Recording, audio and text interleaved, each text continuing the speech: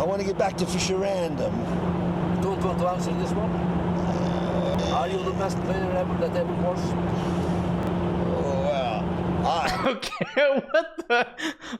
What is it? The closed captions here.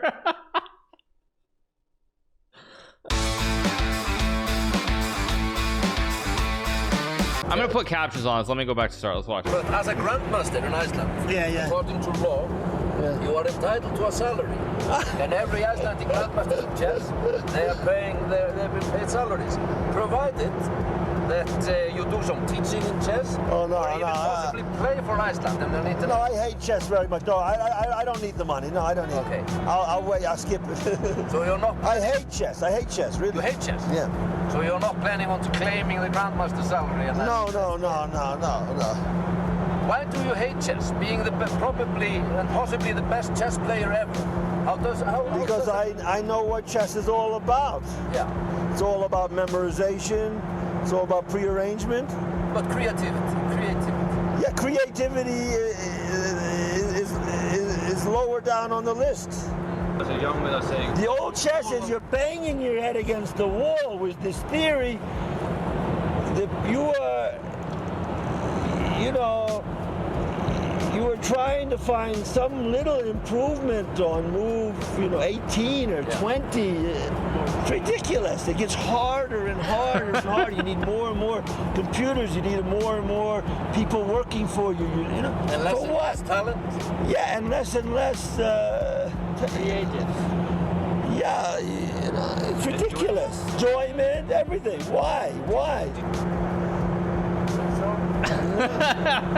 He is right though. Okay, but I'll tell you the problem with there are a couple of problems with this. There are a couple of problems with it. The first problem with what he says is that like when he talks about chess and how it's getting harder and harder, that's true of every game and every sport in the world though. That's not just chess. So like he should be angry at computers, not wrong at the game. You became world champion on creativity. Well, first of all, this is a long time ago when I played the Spassky the first match. Yes.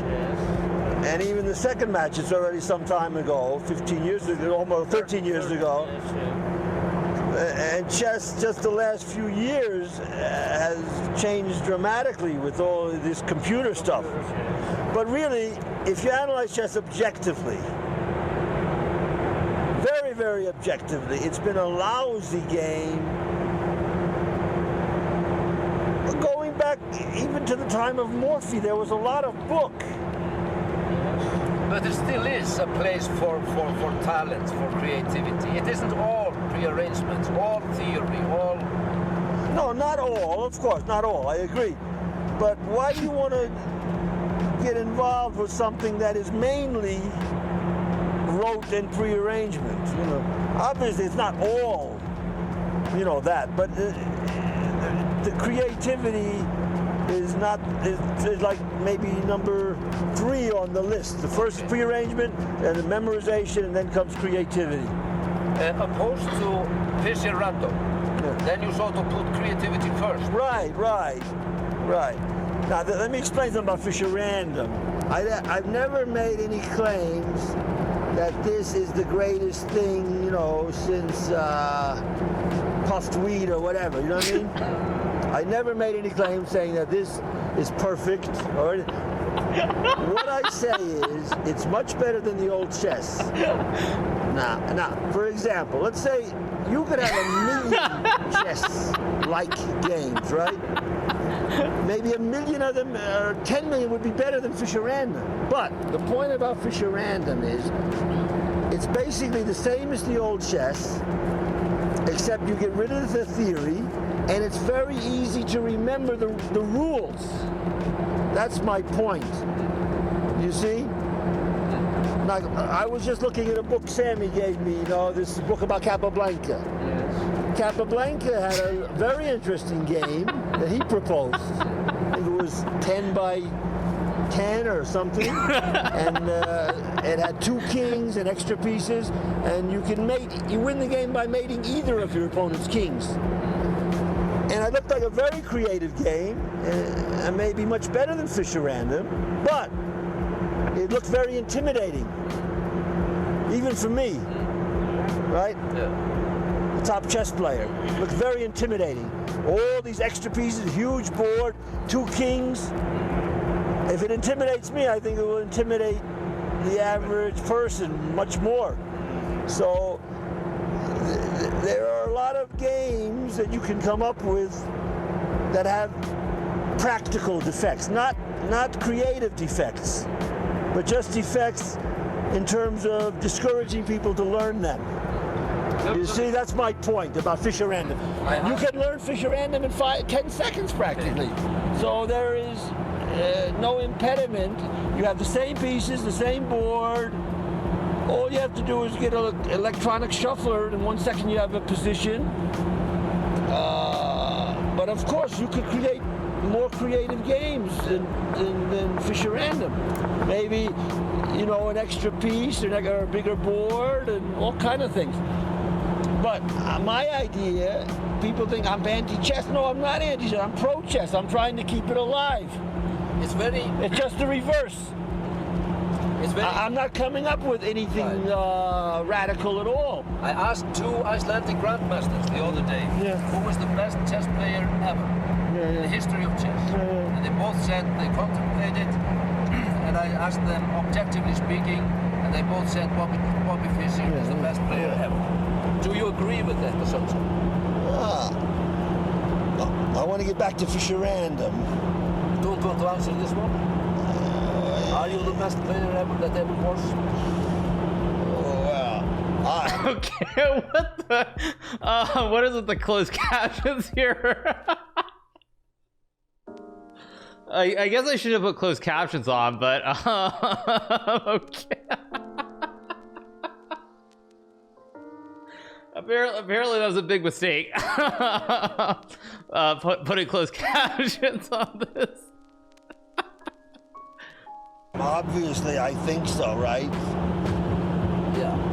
I mean, during the match, you beat Timon of 7-0. You beat Larsen 6-0. Nobody has ever done but first of all, you have to understand something about chess. Of course, I'm better than Morphy. Why am I better than Morphy? I know, I don't say I have more talent than him. I just know much more theory, right? If he came back today and he could not open a book, let's say, right? He would do badly against, even against masters, maybe. That has nothing to do with his talent, though, right? So when you say I'm better than so, it doesn't mean anything because of all this theory in chess. But now, if you were to say, am I the most talented player, that's something else. Are you the most talented player? Well, again, I think so. But maybe, you know, that's just my opinion. You know, Morphy was fantastic. Capablanca was fantastic. Yeah, all right. I mean, okay. I was just scrolling through the videos in my Discord.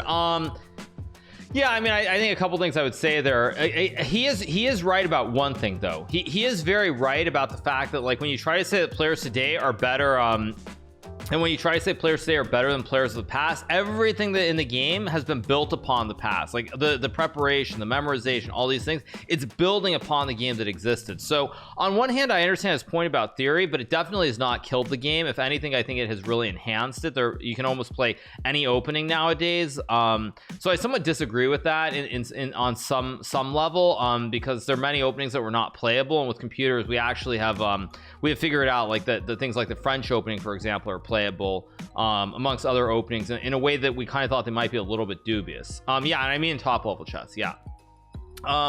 So I mean, he is right. He is right about the theory, but I would say that's true for anything. I'll give you another example. It's like, for example, if you look at like the markets as an example, you know, people nowadays, you see how much data there is, how everyone is looking at the same data over and over and over again, versus say someone who, like, in the past might have just been trading on instinct, or they might have had access to certain info or all these little things, but everything builds upon the past. So it's like, you could say, like, you know, with finance specifically, you could say, well, you know, Peter Lynch is the greatest trader of all time, so he did it before before, you know, you have the modern day, or even Warren Buffett for that matter, people who like had this before all this data was out there. But now you can say like there are people who can do things better than they do, and that's just because the data that's out there, everything builds upon the past, you know, no matter what it is, in general. So I think like it's a little bit naive by Fischer to say that, just acting like that's, you know, chess somehow computers are the only thing that, you know, it only changed chess. Computers change many things, for sure. So I kind of disagree a little bit. I disagree a little bit with that, because every game has evolved. Everything has evolved. That's just how it goes. But yeah, but you can say this was 20 years ago, and it might have been, but still 20 years ago, same thing though. It's the same thing. The game had evolved. The game was already evolved. Sports is a greater analogy. I mean, you could say the same thing. Like, for example, you know, every team shoots like more 3-pointers than they ever used to in the past. And so if you think about basketball, you say, oh man, it's so boring. All Steph Curry does just steps back, jacks up the 3-ball all day long, you know. But the fact is, statistically, it's the right thing to do, you know. And it's in every sport is true. So it feels to me like it's just trying to, like, it feels very sort of uneducated in my opinion, where it's like acting like chess is the only thing where computers, you know, made a difference. So I would say that in general terms. Do I think he's the most talented? I don't think so. I think he definitely was the hardest worker though. He worked the way that he worked as an individual with like 1 or 2 other people during those matches against Boris Spassky, when Spassky had a huge team behind him. It just shows how amazingly hard he worked. Now, if you want to say working hard as a talent, you definitely can. But I would say, like, I don't really think of talent in that same kind of way. I think he was just like, he was crazy. He worked really hard in a way that no one else did. So yeah, that's what I would say. That being said, you say he's the best player ever. I don't think you really can say that, because the difference between him and his peers is less than, say, the difference between Paul Morphy and his peers. Like Paul Morphy, the gap between him and the next best player was probably something like 300 to 400 points. Now you can say, yeah, it's a different time or something, but then again, you're going the other way. You're going exactly the other way. Like, that's the problem with trying to say someone's more talented. Because the fact is, like, you know, Paul Morphy was probably 400 points better than the next closest player. Bobby Fischer was probably about 200 points, which again, the time frame of how chess had evolved, yes, it's very big differential for sure. But by pure numbers, I think the gap between Morphy and everyone else was far higher objectively. So that's what I would say. Isn't it also luck there was no competition during Morphy's time? Again, you can get into little things. I'm just looking at the people who existed during that time frame, and Morphy was so much further ahead of the field by a much bigger margin. So when you talk about talent in relation to this video, where he basically is saying, well, theory ruined the game of chess, like, the fact is Morphy did it with a lot less than Fischer had. So you could also make an argument that Morphy is the greatest player ever if you're using that lens and that perspective.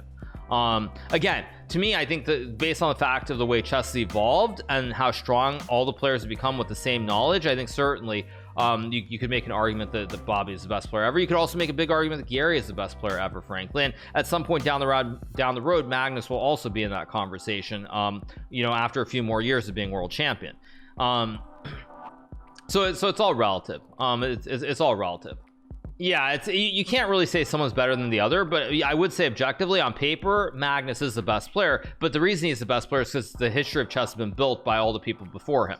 So like, Magnus might be the best now, someone down the road will objectively be the best player after Magnus too. But again, you can't really try to say someone is the best and someone isn't when they're from different time periods. My favorite player was obviously Garry Kasparov, who was the world champion for 20 years. So I mean, Gary, like, being the world champion for 20 years is just incredible, truly incredible. So that's what I would say.